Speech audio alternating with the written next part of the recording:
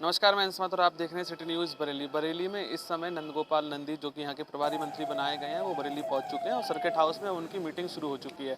आपको बता दें कि वो आज से लेकर 30 अप्रैल तक का उनका जो प्रोटोकॉल यहाँ पर आया है मिनट टू मिनट, उसके अनुसार वो आज रात में जो है रात्रि चौपाल के लिए भरतौल पहुँचेंगे और वहाँ पर जो है वो रात्रि चौपाल में जाएंगे और वहाँ पर सामाजिक समरसता के तहत सहभोज भी करेंगे। आपको बताएं कि कानून व्यवस्था और विकास का जो खाका खींचा गया है, उसके मद्देनज़र योगी सरकार के सभी कैबिनेट मंत्री और राज्य मंत्रियों को जो उनके केंद्र हैं वहां पर भेज दिया गया है। इसी के तहत नंदगोपाल नंदी जो कि राज्य मंत्री हैं और स्वतंत्र प्रभार के तौर पर वो औद्योगिक विकास का मंत्रालय देख रहे हैं और वो जब बरेली पहुंचे हैं क्योंकि उनको बरेली का जो प्रभारी मंत्री नियुक्त किया गया है। इसी के साथ ही उनके साथ और भी कई जो है मंत्री हैं वो यहाँ पर आए हैं और उसके बाद वो यहाँ पर बरेली के विकास कार्य और कानून व्यवस्था पर यहाँ पर बैठक करेंगे और तमाम हालात जानेंगे।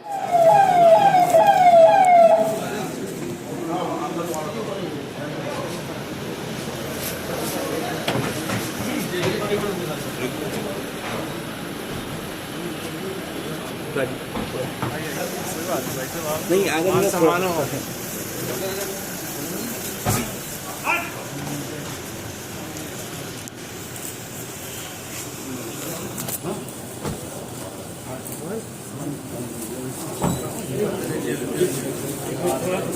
आ जाएंगे अभी इधर ही आएंगे, थोड़ी देर रुक जाएंगे। एक बार रुके रहिए, पर यहाँ सलामी होने के बाद इधर ही आएंगे। यहीं पर रुक जाए, यहीं रुक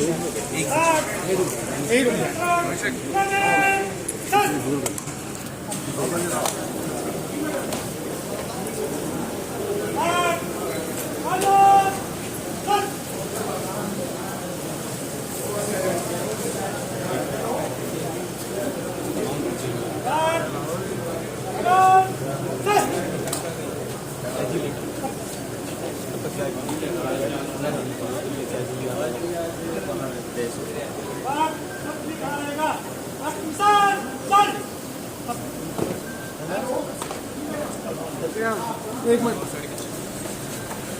हाँ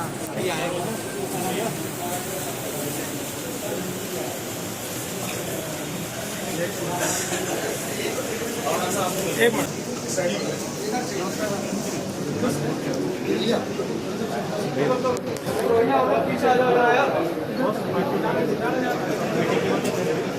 हम सबका परम सौभाग्य है कि आज इस देश की बागडोर एक परम तपस्वी आदरणीय नरेंद्र मोदी जी के साथ और इस प्रदेश की बागडोर एक कर्मयोगी मुख्यमंत्री योगी आदित्यनाथ जी के हाथों में। प्रदेश के अंतिम गांव तक विकास की रोशनी पहुंचे। देश के 130 करोड़ लोगों के जन कल्याण के लिए आदरणीय प्रधानमंत्री जी काम कर रहे हैं। प्रदेश के अंतिम गांव तक विकास की रोशनी पहुंचे, इसके लिए माननीय मुख्यमंत्री जी काम कर रहे हैं। अंतिम व्यक्ति तक सरकार की योजनाओं का लाभ पहुंचे, इसके लिए लगातार काम हो रहे हैं। और आपने देखा कि जो 2022 के आम चुनाव हुए उसमें प्रचंड बहुमत के साथ पुनः भारतीय जनता पार्टी की सरकार बनी और योगी जी के दूसरे कार्यकाल में जन सामान्य के सुविधाओं के लिए एक जो 18 मंडल है उत्तर प्रदेश में, एक एक कैबिनेट मंत्री एक एक मंडल में लगाए गए माननीय मुख्यमंत्री जी के निर्देश पे। उनके साथ दो राज्य मंत्री, किसी के साथ दो, किसी के साथ एक स्वतंत्र विभाग, यानी 75 के 75 जिलों में विकास कार्य जो हो रहे हैं उसमें तेजी लाई जाए। कहीं कोई रुकावट है तो उसको समझ करके नोट डाउन करके उसमें जो बाधा है उसको दूर किया जाए। कानून व्यवस्था में कहीं कोई लापरवाही कर रहा है तो उसके खिलाफ कठोर कार्रवाई की जाए।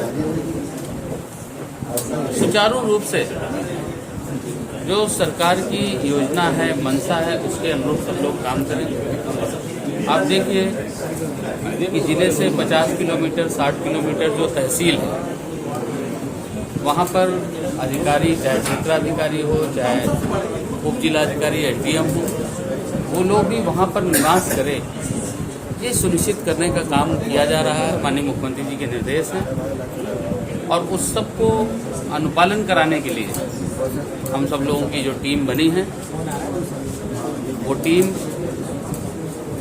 सबका साथ, सबका विकास और सबका विश्वास सिर्फ नहीं, ये नारा ये है, उद्देश्य हमारा ये धरातल पर दिखाई दे, इसके लिए हम सब काम कर रहे हैं। करप्शन की शिकायत आती है पंचायत राज विभाग में, तो बिना जो है एस्टिमेट के विकास कर दिया जाता है, विभागों की भी दिक्कत आती है, ग्राम विकास अधिकारी, उसको लेकर क्या दिशा निर्देश? निश्चित रूप से कहीं भी किसी भी तरह से आपने देखा है,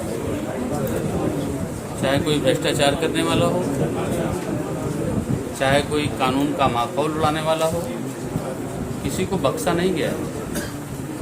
योगी जी की सरकार में आईपीएस के खिलाफ भी मुकदमा होता है, उसकी गिरफ्तारी के लिए जगह जगह छापे डाले जाते हैं और अगर गिरफ्तारी नहीं हो पाती तो उसके यहाँ भी 82-83 की कार्रवाई होती है। तो सबका साथ, सबका विकास और सबका विश्वास सिर्फ नहीं है नारा, यह है उद्देश्य हमारा। तो अपराध करने वाला कोई भी अपराधी हो, चाहे भ्रष्टाचार, चाहे किसी तरह का भी कोई भी अपराध करेगा तो उसको कड़ी से कड़ी कार्रवाई होगी और कठोरतम दंड हो सकता है वो मिलेगा।